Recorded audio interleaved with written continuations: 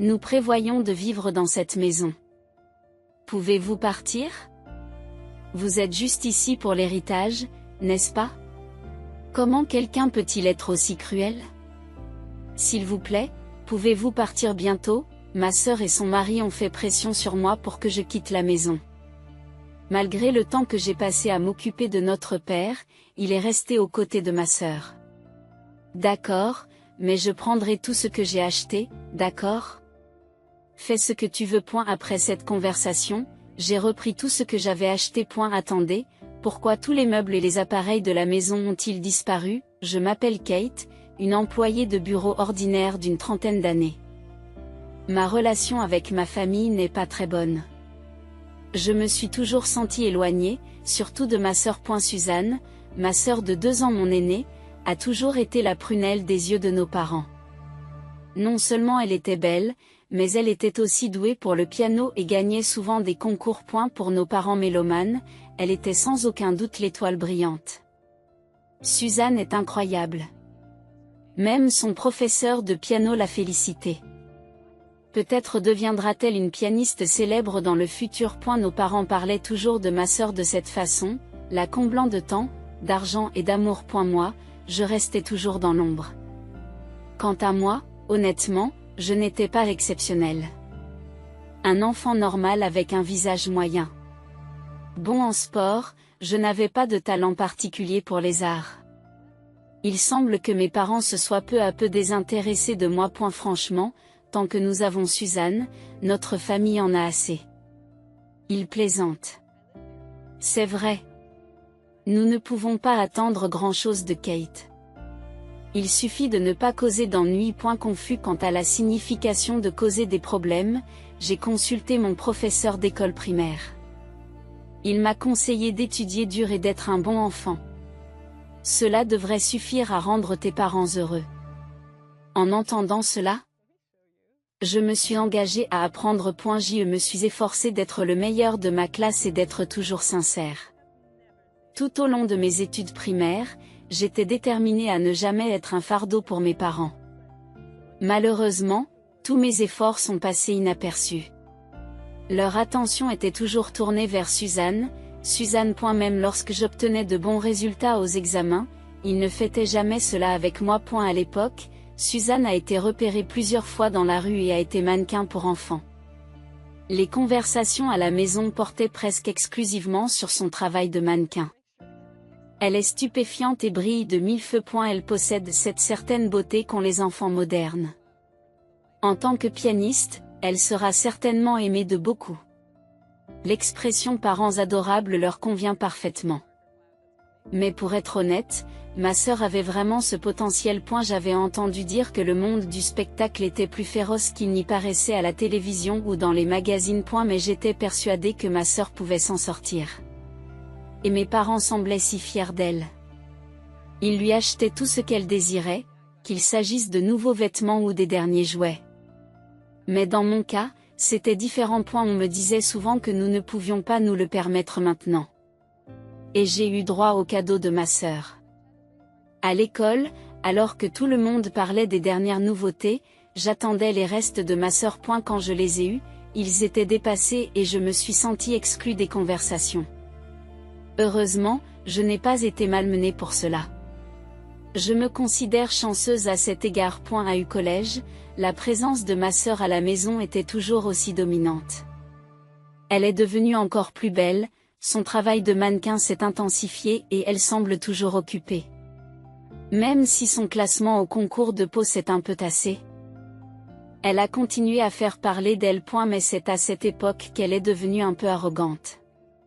Elle était souvent félicitée pour sa beauté et ses talents et semblait croire qu'elle était spéciale. Il semble qu'elle pensait que tout tournait autour d'elle, comme si le monde était à sa portée. Après son entrée au collège, son comportement envers moi est devenu plus froid. Je déteste que nous allions dans la même école. Je ne veux pas que mes amis sachent que tu es ma sœur. Elle m'a dit que ma sœur semblait gênée d'aller à la même école que moi. Elle m'évitait comme si j'étais une présence indésirable et montrait une attitude qui ne voulait pas être impliquée avec moi autant que possible. Ce qui m'a fait encore plus mal, c'est qu'il semblait que même nos parents comprenaient les sentiments de ma sœur. Puisque Suzanne l'a dit, ne te rapproche pas trop d'elle à l'école. Oui, fais attention à ne rien faire qui puisse stresser Suzanne. C'est ainsi que mes parents m'ont dit de ne pas m'approcher de ma sœur, ce qui m'a vraiment blessée. Nous étions dans des classes différentes, donc nous n'avions pas beaucoup d'échanges. Mais ce genre de remarques était très douloureux. Petit à petit, j'ai senti que je n'avais pas ma place dans cette maison. L'étude était ma seule échappatoire, et mes notes se sont donc naturellement améliorées. En conséquence, j'ai toujours gardé mon rang de première de la classe. En fait, si ma sœur était douée pour le piano, elle n'était pas aussi douée pour les études. À force de travail, elle a tout de même réussi à entrer dans un lycée privé. À cette époque, notre maison était en fait. Nos parents souriaient plus que je ne l'avais jamais vu, célébrant la réussite de ma sœur. D'un autre côté, j'ai également travaillé dur et j'ai pu accéder au meilleur lycée public de notre région. Je pensais avoir fait beaucoup d'efforts de mon côté. Malheureusement, à la maison, le principal sujet de conversation concernait l'université privée dans laquelle ma sœur allait s'inscrire. Honnêtement, j'espérais moi-même quelques compliments. Mais d'une manière ou d'une autre, l'attention de mes parents était toujours portée sur ma sœur. Mes résultats scolaires semblaient être relégués au second plan. Honnêtement, j'étais un peu déçue parce que j'attendais le moment où mes efforts seraient reconnus. Mais j'ai pensé que je devais profiter au maximum de ma vie de lycéenne. J'ai donc décidé de me débarrasser de ces sentiments et d'aller de l'avant. J'étais reconnaissante d'aller au lycée et j'avais l'intention de faire de mon mieux. Même si j'étais toujours dans l'ombre à la maison, j'étais fière de mes études. Néanmoins, ma sœur aimait me taquiner. Tu n'es vraiment pas une fille. Tu ne t'intéresses pas au maquillage? J'ai du mal à croire que nous sommes sœurs, disait ma sœur, en plaisantant à moitié et en souriant. Elle a d'ailleurs gagné un concours de beauté à l'université. Après cela, elle ne cessait de se vanter à la maison. Je suppose qu'elle me regardait de haut avec cela dans son cœur. De plus, nos parents, surfant sur l'enthousiasme de ma sœur, m'ont aussi rabaissé. Pourquoi n'essaies-tu pas d'être un peu plus féminine? Être douée pour les études ne veut pas dire grand-chose. Le glamour est aussi important, comme Suzanne. Je ne veux pas dire à mes amis que la sœur d'une gagnante d'un concours de beauté est si ordinaire. Lorsque Suzanne quitte la maison, veuillez décaler votre horaire. À force d'entendre ces mots, mon cœur s'est peu à peu engourdi et j'ai ressenti moins de douleur. Avec le temps, j'ai commencé à penser que ma sœur n'était pas si impressionnante. À eu lycée, elle était connue comme une pianiste prodige, mais ses talents de pianiste semblaient avoir plafonné, et elle semblait s'en éloigner. En outre, ses offres de mannequinat ont diminué, et finalement, elles ont cessé presque complètement. Les attentes que nos parents avaient toujours exprimées, à savoir qu'elle soit une belle pianiste, ne semblaient pas se concrétiser. Elle semblait profiter un peu trop de la vie universitaire et a fini par prendre une année supplémentaire. En la voyant ainsi, j'ai eu l'impression qu'elle se perdait lentement. Mais en voyant ma sœur ainsi, j'ai ressenti le besoin de garder les pieds sur terre et de continuer à poursuivre mes rêves. Je pensais que si je continuais à avancer vers mes rêves, je pourrais vivre des journées épanouissantes à l'avenir. L'ambiance à la maison n'était pas très bonne, mais je pensais qu'il était important de trouver ce que je voulais faire et de continuer à avancer pas à pas. Sinon, j'avais peur d'être engloutie par l'ambiance de la maison. Lorsque j'ai entamé la saison des examens d'entrée à l'université, j'ai naturellement visé des universités nationales et publiques prestigieuses. Cependant, j'ai rencontré un petit obstacle. Un jour, lorsque j'ai courageusement montré une brochure à mes parents et leur ai dit que je visais cette université, j'ai reçu une réponse inattendue. Attendez, une université? Pourquoi veux-tu aller dans un endroit aussi cher? A dit mon père, et ma mère a ajouté que nous voulions utiliser cet argent pour Suzanne. Elle étudiera une année supplémentaire à l'université. Nous ne pouvons donc pas financer tes études, Kate. Et si tu veux vraiment y aller, obtiens une bourse. J'y suis restée bouche bée. Je ne m'attendais pas à entendre une telle chose. J'avais vraiment l'impression qu'il ne voyait que ma sœur, mais je n'étais pas du genre à me décourager facilement. Finalement, j'ai décidé d'aller dans une université où je pouvais bénéficier d'une bourse. Bien sûr, elle était moins bien classée que l'université que j'avais initialement envisagée, mais j'étais très fière de pouvoir commencer ma vie d'étudiante par mes propres moyens. Après mon entrée à l'université, j'ai commencé à travailler à temps partiel. La raison en était, bien sûr, l'acquisition d'une expérience sociale. Mais honnêtement, je voulais quitter la maison de mes parents dès que possible parce que l'atmosphère y était étouffante. À la maison, ma sœur et mes parents semblaient toujours de bonne humeur, alors que je me sentais comme un étranger. Un jour, mon père m'a soudain dit : « As-tu l'intention de vivre ici pour toujours sans apporter d'argent ? » J'ai été tellement surprise que j'ai répondu : « Qu'est-ce que tu racontes ? » Mais il me disait en fait qu'il voulait que je commence à payer un loyer. Surpris, j'ai immédiatement répondu : « Si c'est le cas, je trouverai ma propre chambre et je commencerai à vivre seul. » Mais mon père ne m'a pas laissé faire. Compte tenu des faveurs que tu as reçues jusqu'à présent, il est naturel de payer. Il a dit : « Bien sûr, c'est bien de vivre seul, mais tu dois contribuer aux dépenses du ménage. » Vous êtes sérieux ? Avec le salaire de mon job d'étudiant à temps partiel, c'est assez difficile. Je n'ai pas pu m'empêcher de hausser le ton. Pendant ce temps, ma sœur aînée vivait luxueusement avec l'argent de poche qu'elle recevait de nos parents, sans avoir de travail à temps partiel. En voyant cela, j'ai eu l'impression que c'était injuste. Lorsque j'aurai terminé mes études, je poursuivrai sans aucun doute ma propre voie. C'est ce que j'ai décidé dans mon cœur. Cependant, à l'approche de l'obtention du diplôme, la position de mes parents est restée inchangée et il m'a semblé difficile de commencer à vivre seul. En revanche, ma sœur ne s'est jamais préoccupée de l'argent.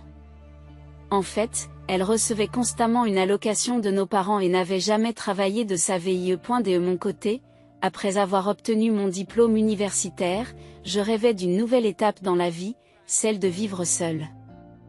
Mais cet espoir a été brisé par une simple remarque de mes parents. « Tu n'as pas remboursé tes frais de scolarité, n'est-ce pas ? Ne pense même pas à vivre seul tant que tu n'as pas remboursé, » ont-ils dit d'un ton sévère. À mon grand étonnement, ma sœur vivait confortablement seule, nos parents couvrant entièrement son loyer. Je n'ai pas pu cacher mon choc et ma déception face à cette injustice. Qu'est-ce qui était encore plus surprenant ? Il semblait que ma sœur travaillait dans l'industrie de la nuit et qu'elle disposait d'un revenu substantiel. De plus, elle recevait des sacs et des accessoires de marque de luxe de la part de ses clients. Alors que nos parents payaient la totalité de son loyer, elle était également soutenue financièrement par d'autres hommes. Cette disparité manifeste de traitement au sein de la famille m'a frustrée, mais je ne voulais pas renoncer à mes rêves. Je pensais avoir la force d'aller de l'avant. Je voulais continuer à regarder vers l'avant avec espoir. À printemps, à l'âge de 28 ans, ma mère est décédée des suites de sa maladie chronique. Elle luttait depuis des années contre une maladie grave. En voyant sa santé décliner, j'ai senti que nos derniers moments ensemble étaient proches. Mon père et ma sœur étaient dévastés et plongés dans un profond chagrin. Cependant, je ne pouvais pas verser une larme. En me remémorant le passé de la maison et la façon dont ma mère me traitait, j'ai ressenti plus de froideur que de tristesse. Mon père et ma sœur m'ont critiqué pour ma froideur, mais cela ne m'a pas dérangé profondément. Le temps a passé et un jour, la santé de mon père s'est détériorée. Ses jambes et son dos se sont affaiblis, affectant sa vie quotidienne, et il a eu besoin de soins. J'ai contacté ma sœur et lui ai expliqué la situation. Mais elle m'a répondu qu'il était difficile de s'occuper de mon père pendant cette période précieuse de ma vie de jeune mariée. Comme j'avais toujours été présente dans la maison familiale, elle m'a dit qu'il était de mon devoir de m'occuper de notre père. Elle venait d'épouser un homme qu'elle avait rencontré dans le cadre de son travail de nuit, et elle ne voulait pas que cette période de bonheur soit perturbée. Tout ce que je voulais, c'était partager la situation familiale, et sa réaction ne m'a donc pas surprise. Je n'avais pas de grandes attentes. Bien que j'aie pris soin de notre père, il me critiquait constamment. Baisse la température de l'eau, viens immédiatement quand je t'appelle. Tu es si maladroite. J'avais un travail de jour, Donc une aide venait pendant la journée pour s'occuper de lui. Mais le soir et le week-end, je m'en occupais moi-même pour économiser de l'argent. Pourtant, il ne m'a jamais remercié, considérant mes soins comme allant de soi. Un an après avoir commencé à m'occuper de lui, une occasion inattendue s'est présentée. À l'improviste, ma sœur et son mari se sont présentés à la maison familiale. Nous avons décidé de vivre ici. Alors, vous pouvez partir, dit-elle avec désinvolture. Qu'est-ce que tu veux dire par là? Je réponds en la regardant avec surprise. Leurs yeux étaient froids et me fixaient. Pourquoi en parler tout d'un coup? Demandai-je. Mais ma sœur m'a accusé d'avoir des intentions incroyables. Tu essaies de récupérer l'héritage de notre mère, n'est-ce pas? Tout en prenant soin de papa et en restant ici, a ajouté son mari avec dédain. Je n'arrive pas à croire qu'il y ait une personne aussi intrigante dans notre famille. Stupéfaite, j'ai répondu que je n'avais jamais pensé à l'héritage. Pourquoi penses-tu cela? Mais ma sœur a répliqué encore plus fort. Arrête de faire semblant. Nous emménageons, alors partez. À ma grande surprise, mon père m'a dit, en fait, j'ai ressenti la même chose que Suzanne. J'ai pensé que tu épuisais notre argent en restant ici. Je suis restée sans voix. Après s'être occupé de lui pendant si longtemps, il avait fini par choisir le camp de ma sœur. Je n'arrive vraiment pas à y croire. Ai-je pensé, tout en me sentant étrangement soulagée. Avec ça, je pensais pouvoir enfin me libérer des liens de cette maison. J'ai compris. Mais je peux prendre tout ce que j'ai acheté, n'est-ce pas? J'ai demandé confirmation. Ma sœur aînée a répondu, tu peux prendre tout ce que tu veux. Ne t'inquiète pas lol. Lorsque ma sœur et son mari ont appris que je quittais la maison, ils ont semblé satisfaits. Ils ont dit en riant, ce serait bien si tu pouvais partir rapidement, et ils sont partis. Comme ma sœur m'avait dit que je pouvais tout prendre, j'ai rassemblé tout ce que j'avais acheté. J'ai rassemblé tout ce que j'avais acheté en me préparant à partir. Ensuite, j'ai déménagé en douceur vers mon nouvel endroit. Une fois le déménagement terminé, j'en ai informé ma sœur, qui m'a dit, sarcastique, que c'était plus rapide que prévu. C'est impressionnant. Elle a ajouté en riant, assure-toi de ne pas revenir ici. Mais dans mon esprit, j'avais déjà décidé que je ne reviendrais pas, alors ça allait. Une semaine plus tard, mon téléphone a sonné. L'identifiant de l'appelant indiquait qu'il s'agissait de ma sœur. Bonjour, pourquoi as-tu appelé? Lorsque j'ai répondu, la voix de ma sœur était à la fois urgente et surprenante. Pourquoi notre maison est-elle si vide? Il n'y a ni meubles, ni appareils, ni rien. On aurait dit qu'elle était choquée de trouver la maison complètement vide. Oh, c'est parce que j'ai tout pris. Répondis-je avec un léger sourire en coin. Qu'est-ce que tu racontes? C'est une blague? Pourquoi as-tu fait ça? Ma sœur est manifestement bouleversée et confuse. Mais tu n'as pas dit que je pouvais prendre tout ce que j'avais acheté? Mais papa ne les a pas achetés avec l'héritage de maman, dit-elle, convaincue. Ce n'est pas le cas. L'héritage de maman n'existe pas. Toutes les dépenses de la maison après le décès de maman, y compris les nouveaux meubles et appareils, ont été achetés avec l'argent que j'ai gagné. Attendez, tous ces appareils étaient les plus récents. Comment avez-vous eu autant d'argent? Eh bien, l'entreprise pour laquelle je travaille est assez importante. J'ai expliqué brièvement. Lorsque j'ai mentionné le nom de l'entreprise, elle a été choquée. Apparemment, même elle, qui n'avait pas beaucoup de connaissances sociales, connaissait cette entreprise. Je n'ai pas pu m'empêcher de sourire fièrement. En fait, je suis devenue chef de section à 30 ans. Je suis donc financièrement stable. J'ai acheté tous ces appareils et la voiture avec mon propre argent. Elle semblait incrédule. Attendez, même la voiture à la maison? Oui, c'est pour ça que j'ai tout pris. Quoi? Je ne le savais pas. Comment pouvons-nous vivre sans appareils électroménagers et sans voiture maintenant? Elle hausse le ton. Ce n'est pas mon problème. J'ai été mise à la porte, vous vous souvenez, Mais votre mari est chef d'entreprise, non? Cela ne devrait pas être trop difficile d'acheter de nouveaux appareils et une voiture. Ai-je dit d'un ton un peu sarcastique. Elle a hésité et a dit à voix basse, en fait, l'entreprise de mon mari est dans une situation un peu difficile. J'ai compris que la raison pour laquelle elle était soudainement retournée dans sa maison familiale et m'avait mis à la porte était probablement de réduire les coûts et peut-être d'obtenir une aide financière de la part de notre père. Elle avait probablement aussi des vues sur l'héritage supposé de notre mère. C'est vrai? Mais vivre une vie simple, sans voiture ni électroménager, ce n'est peut-être pas si mal? Commente-je légèrement. Et ne dites pas cela si facilement. Rendez les appareils.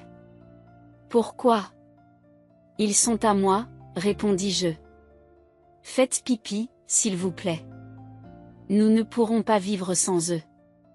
Elle semblait au bord des larmes. Je n'avais plus l'intention d'être à leur merci. Et si vous êtes à ce point à court d'argent, pourquoi ne pas vendre vos sacs de marque préférés? Je l'ai taquiné. En ce qui me concerne, je n'ai plus aucune raison d'être en contact avec toi ou papa, alors s'il te plaît, ne me contacte plus. Et j'ai raccroché. Puis j'ai bloqué son numéro. Heureusement, je ne lui avais pas communiqué ma nouvelle adresse. Elle ne pourrait donc pas me rendre visite à l'improviste. Même si elle se présentait sur mon lieu de travail, je pourrais appeler la police. Quelque temps plus tard, un parent m'a parlé de ma sœur et de sa famille. Apparemment, ils ont vendu notre maison familiale et se sont installés dans un petit appartement.